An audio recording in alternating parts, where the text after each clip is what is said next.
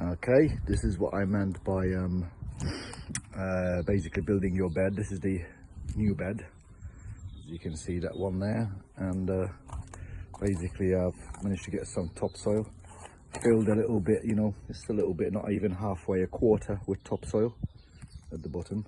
Then I had these big sticks on that from a cherry tree I used to have in the past and all that. I put them in there. They would help you for drainage, and also will provide food and break down gently. Then I was lucky because compost heap is not fully, obviously it's not finished yet, so I've got all these rotten goodness here, banana peels and all that, and I'll chuck it on top of that as well, then bury it with another top layer of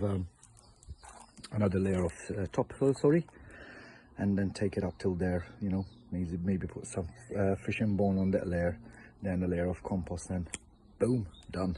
And years to come that we fed, and it will be beautiful to plant in.